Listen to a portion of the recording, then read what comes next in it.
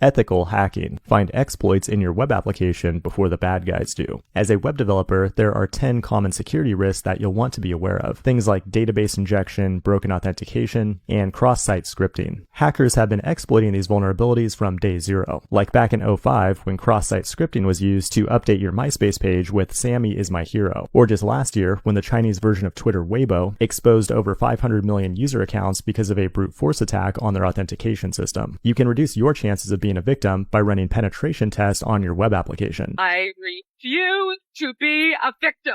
And a popular free tool for doing so is the Burp Suite. Whenever you visit a website, the browser automatically makes requests to a bunch of servers for the HTML images and JavaScript that site needs to run. The Burp Suite is like a man in the middle that can eavesdrop on or intercept every single request. On its dashboard, we can find the Proxy tab, then open an instance of the Chromium browser, then visit a website that's given us permission to run penetration testing. The tool will intercept every request, allowing us to inspect it and optionally modify its values before it gets sent to the server. This is kind of like casing the joint to find potential requests to exploit. For example, you might submit a form to complete a shopping cart order. If you change the order amount on the post request and their server-side validation is weak, you may have just received a 5-finger discount. But in real life, hacking is rarely that simple. It takes a lot of tedious trial and error. Luckily, you can automate your brute force attacks with the Intruder tool. You might have a bunch of username password combinations that get added to a request dynamically, then sent to the server with a variety of different attack types. All you have to do is click the Start Attack button, then sit back and wait for a successful response. Once you've gained access, you can use those same credentials to determine if you can maintain access to extract sensitive data from the target. If you had permission to do this, you wear a white hat. If you didn't have permission but notified the target, you wear a gray hat. And if you're selling the data for Dogecoin on the dark web, then you wear a black hat. This has been Ethical Hacking on the